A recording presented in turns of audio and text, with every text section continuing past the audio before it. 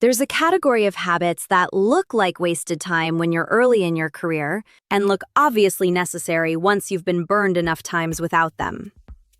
Here are 5 things senior developers do that most juniors initially write off as overkill until they find out the hard way why they're not. Habit 1. They write a short design doc before writing code. For anything beyond a trivial change, a senior developer will often spend 20 minutes writing a short document before touching the editor. What's the problem? What are the options? Which one are we picking, and why? To a junior developer in a hurry, this looks like a delay tactic. What it actually does is move mistakes from the expensive stage to the cheap one. It's far cheaper to notice a flawed approach in a paragraph of text than after 3 days of implementation. Habit 2. They name things with almost annoying specificity. Junior code tends to favor short names: data, temp, handle. Senior code tends to favor longer, more specific ones. To someone optimizing for typing speed, this looks like unnecessary verbosity. But the actual audience for a variable name isn't the person writing it. It's the person reading it 6 months later with zero context, possibly at 2 a.m. during an incident. A specific name answers questions before they're asked.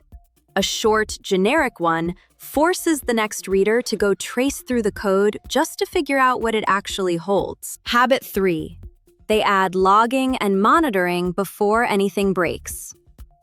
It's tempting to treat observability as something you add after an incident, once you've felt the pain of not having it. Senior developers tend to add meaningful logging as part of building the feature in the first place, which can look like effort spent on a problem that doesn't exist yet. The problem does exist.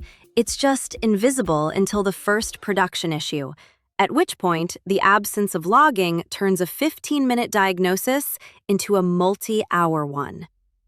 Observability is cheap to add while you're already in the code, and expensive to retrofit under pressure. Habit 4. They say no to scope. Out loud, in the meeting. When a feature request grows mid-conversation, someone has to be the person who says, "That's a separate piece of work." Junior developers often stay quiet here, worried about seeming difficult or slowing things down. Senior developers tend to say it plainly, in the room, where the decision is actually being made. This isn't about being obstructive. It's that unscoped features are how timelines quietly double without anyone deciding that on purpose.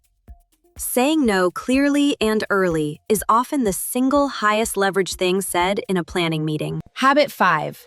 They don't skip code review, even for small changes.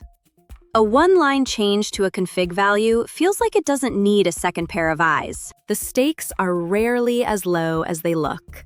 Some of the most damaging production incidents come from exactly this kind of change, small enough to feel safe, but consequential enough to take a service down. Review isn't really about catching typos. It's about a second person independently confirming the obviously safe change is actually safe. None of these habits are about moving slower for its own sake. They're about noticing where a small amount of friction now prevents a much larger amount of pain later, which is a trade almost every junior developer eventually learns to make, usually right after the first time they didn't.